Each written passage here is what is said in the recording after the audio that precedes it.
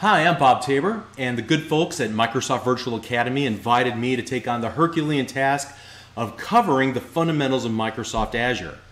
Weighing in at probably around 100 modules, 100 videos or so before it's all said and done, this will easily be the largest series of courses that I've ever created for them since I've started partnering with Microsoft back in 2004.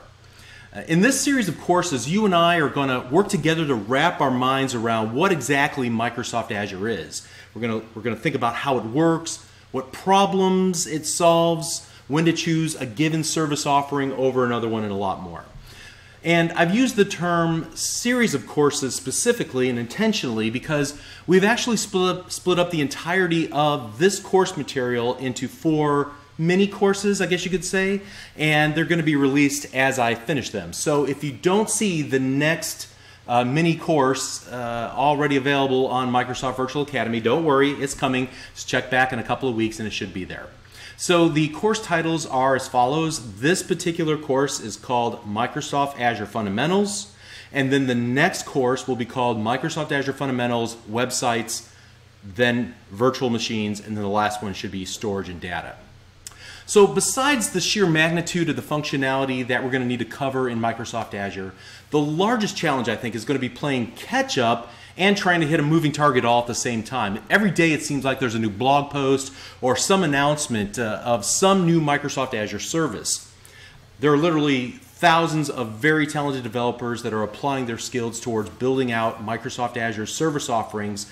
And so for this reason, because of how quickly it's expanding and how much ground it covers, getting caught up and staying caught up is going to be vital to your career and vital to my career. I'm sure you already have some familiarity with Microsoft Azure, right? So in one sentence, if you can, how would you describe Microsoft Azure? Well, a few days ago, my son was home for the weekend from college. He is a sophomore computer science student at Texas A&M University. Howdy.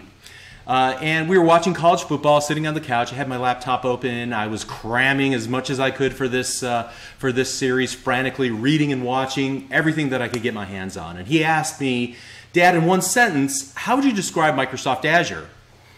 Well, that was a tough question for me to answer at the time. I hadn't yet gotten to that point where I had that elevator pitch in my mind where it could just roll off the tongue. And so, since I didn't have something concise, I began to describe each of the individual services. I showed him the portal.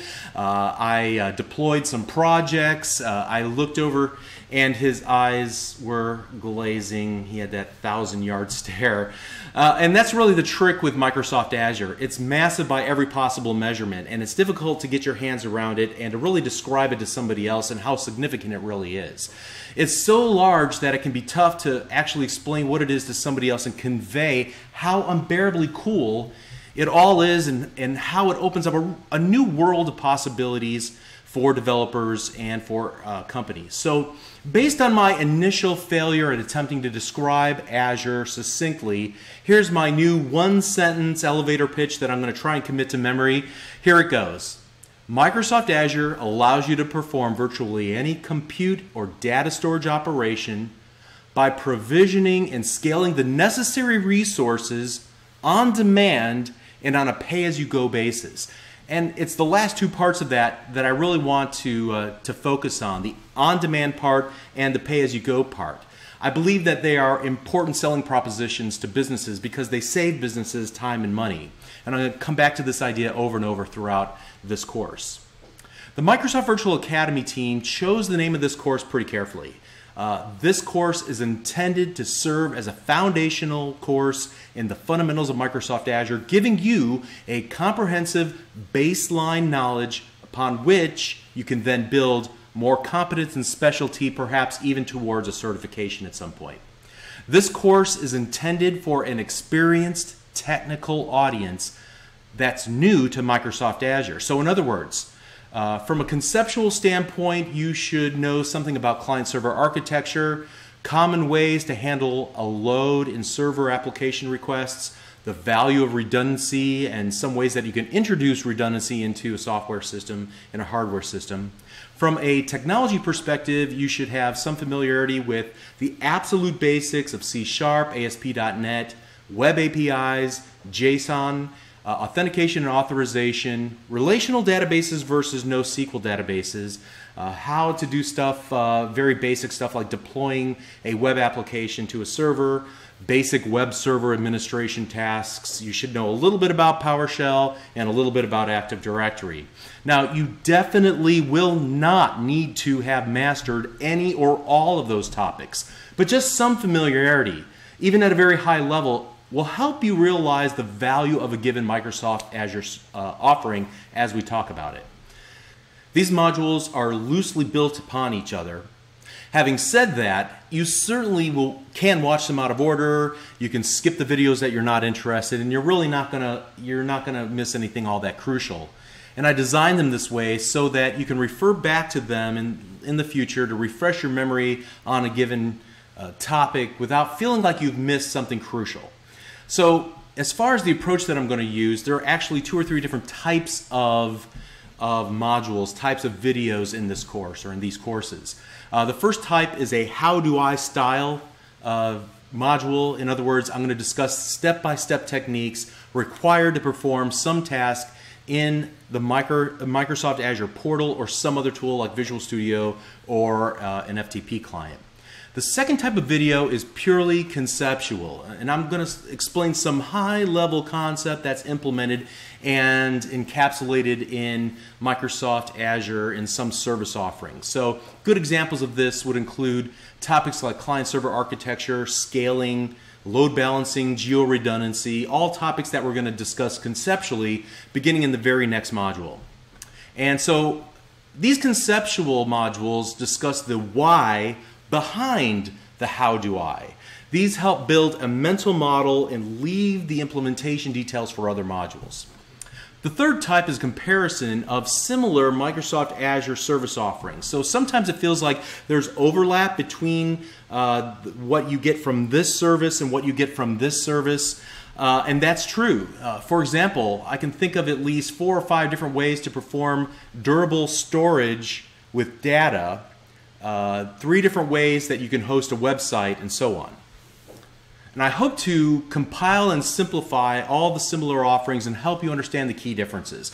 So these comparison videos help you understand the nuanced distinctions between similar services.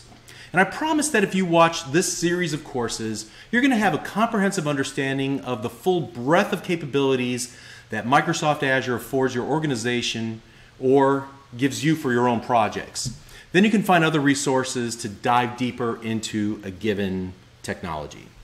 Also keep in mind that Microsoft Azure is under heavy development. No matter which learning tool that you wind up using, whether this course or blogs or books or videos, you name it, it's practically obsolete as soon as it's published because things are changing so rapidly. So this presents challenges for both trainers and for learners. However, the constant churn is just the nature of the beast. You have to find a way to plug in and stay on top of it all. So we're going to start in the very next module with some very high-level conceptual topics. I think it's important to create that basic framework, the mental model, at the very outset. Then as we drill into individual topics, we can fill in the details to that mental model. And at that point, we're going to more easily see how all of the pieces of the puzzle start fitting together. So my goal is to keep your attention over the course of the next mini courses, 100 different modules or so.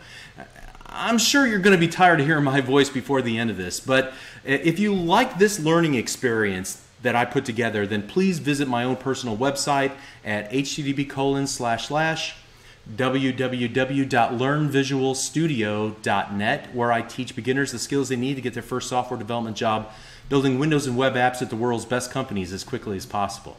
You can also follow me on Twitter. I don't know, once in a while I find something interesting to say. As the old saying goes, even a blind squirrel finds a nut once in a while. Okay, so here we go. Hope you're on board with me. In the next module, we're going to start with that 50,000-foot overview of the problem domain and how Microsoft Azure solutions fit into that domain, how they help to solve the problems of that problem domain. We'll see you there. Thanks.